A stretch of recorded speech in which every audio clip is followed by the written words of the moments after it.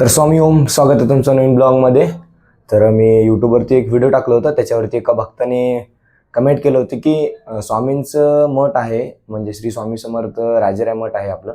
तर स्वामींचं मठ आहे तर नाव राजेराय हे का, म्हणजे ह्याचं स्टोरी सांग म्हणलं होते.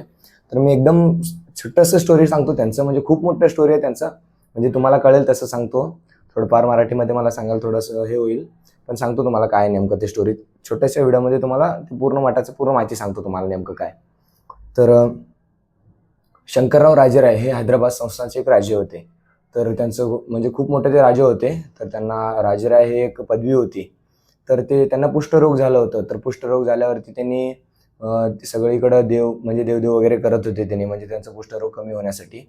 तर ते लास्ट स्टेज म्हणून ते गाणगापूरला आले होते. गाणगापूरला आल्यावरती मग त्यांना स्वप्नात स्वामी महाराज गेले आणि त्यांच्या स्वप्नात आणि म्हणलं की तू अक्कलकोटला ये, अक्कलकोटला आल्यावरती तुझं सगळं कमी होईल म्हणून. तर स्वामी महाराज कोण होते त्यांना माहितीच नव्हतं. तर ते असे तसे करत त्यांच्या सगळ्या अक्कलकोटला आले, त्यांचे लोक जे सोबत होते त्यांच्यासोबत. तर अक्कलकोटला आल्यावरती मग महाराज कोण आहेत, कुठं राहते ते काहीच माहिती नव्हतं त्यांना, राजेंना. मग त्यांनी जे महाराजांसोबत जे सेवेकरी होते स्वामी महाराजांसोबत, तर त्यांच्या सेवेकरीमधील एक सुंदराबाई म्हणून एक सेवेकरी होते. तर त्यांना ते भेटल्यावरती मग त्यांनी विचारलं की स्वामी महाराज कोण आहेत, तर मला त्यांना भेटायचं आहे. तर त्यांनी काय म्हणले, नेमकं कशामुळे भेटायचं आहे तुम्हाला. तर त्यांनी सांगितलं की मला असं असं कुष्ठरोग झालेलं आहे, तर ते कमी होण्यासाठी माझ्या महाराजांनी माझ्या स्वप्नात आलं होतं, तर तिथं सांगितलं, त्याच्यामुळे मी इकडं अक्कलकोटला आलो. तर त्यांनी काय म्हणलं, मी तुम्हाला स्वामी महाराजांना भेटेल, पण तेव्हा ती व्याधी कमी होईल तेव्हा तुम्ही मला 4,000 सुवर्ण मुद्रा द्या. मग ते राजे काय म्हणले, माझी व्याधी कमी झालं तर 4,000च का, मी 10,000 सुवर्ण मुद्रा देतो म्हणून सांगितले. मग त्याच्यानंतर स्वामी महाराजांकडे गेले आणि स्वामी महाराज तेव्हा गावात वटवृक्षाखाली बसले होते. आणि जसंच ते राजेसमोर आले, ते धटकन उठून शेखनूर दर्गा म्हणून आहे अक्कलकोटमध्ये, जे अक्कलकोटला येतात त्यांना माहितीच असेल शेखनूर दर्गा कुठे. तर तिथं महाराज चालत चालत गेले. तर त्यांच्या पाठीमागं हे राजे वगैरे सगळे त्यांच्या पाठीमागं लागले होते.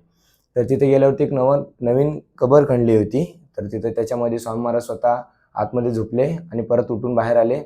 आणि तिथंच एक झाड होतं कडुलिंबाचं, तर त्याचं पानं तोडून दिले आणि हे मिरे जे असतात त्याच्यासोबत खा म्हणून सांगितले 10 दिवस, तर तुझी व्याधी कमी होईल आणि तुझे मृत्यू मी टाळलेला म्हणून महाराजांनी बोललं होतं.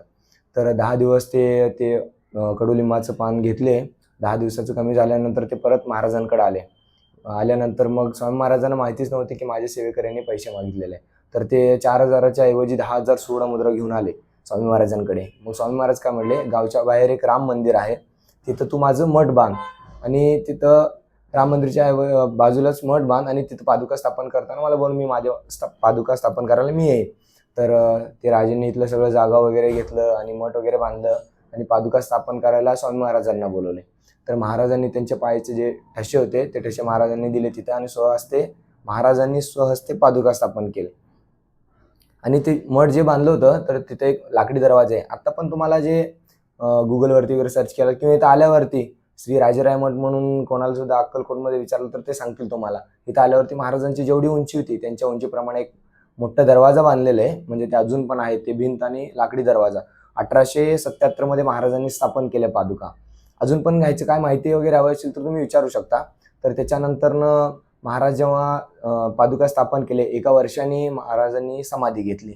तर ते पादुका तुम्हाला दर्शनासाठी आता सुद्धा आहेत आणि गाभाऱ्यात जाऊन तुम्ही स्वतः दर्शन घेऊ शकता. महाराजांनी जेव्हा पादुका स्थापन केले, सूर्याचा जेवढा प्रकाश असतो त्याच्यापेक्षाही मोठा प्रकाश, म्हणजे सूर्याचा जेवढा प्रकाश असतो त्याच्यापेक्षाही मोठा प्रकाश झाला होता. महाराजांनी त्या पादुकांकडे बघून म्हणले की हे माझे चैतन्य पादुका असतील, ह्याच्यावरती कुणी डोकं टेकवलं तर त्यांची मी मनोकामना पूर्ण करेन आणि ह्याच्या तीर्थ जो प्राशन केलं त्याची व्याधी वगैरे कमी होईल, असं महाराजांनी सांगितलं.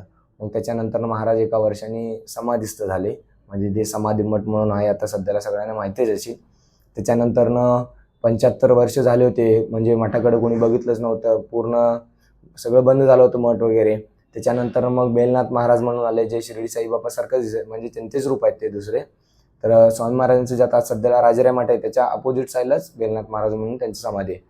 तर ते 75 वर्षांनी इकडं आले, म्हणजे 75 वर्ष पूर्ण लुटून गेले होते. त्याच्यानंतरनं ते बेलनाथ महाराज म्हणून आले, पूर्ण सगळं ट्रस्ट निर्माण केलं, सगळं साफसफाई केली आणि मठाचं अजून पण खूप म्हणजे सुविधा वगैरे आहे तिथं. असं सध्याला भक्त निवास आहे. अजून जे अभिषेक सेवा असते सकाळी, ते चालू झालेले अभिषेक सेवा पहिल्यापासूनच चालू आहे ते. म्हणजे सगळे तुम्ही म्हणजे जे आलेले भक्त असतात स्वामींचे, तर त्यांना आतमध्ये सोडलं जातंय गाभाऱ्यात, म्हणजे दर्शनासाठी किंवा अभिषेकासाठी. जे महाराजांचे पादुका आहेत त्याच्यावरती तुम्ही स्वहस्ते तुमच्या हातून अभिषेक वगैरे करू शकता. तर ह्याच्याऐवजी अजून पण काही माहिती वगैरे हवी असेल तर तुम्ही विचारू शकता कमेंट करून, त्याच्यावर तर मी व्हिडिओ बनवेन. कारण एका दादांनी म्हणजे एकांचं कमेंट आलं होतं की मला स्वामींचं मठ आहे तर राजेराव नाव का, म्हणजे मठाचं नाव श्री राजेराय मठ आहे ना, त्याच्यामुळे ते विचारले होते. तर त्याच्यामुळे एक छोटासा व्हिडिओ टाकलो मी. अजून काय माहिती वगैरे असेल तर तुम्ही विचारू शकता, कमेंट करा अजून काय माहिती वगैरे असेल तर, किंवा मठाचं अजून म्हणजे काय सुविधा वगैरे काय काय ते विचारायचं असेल तर ते पण कमेंट करू शकता. श्री स्वामी समर्थ.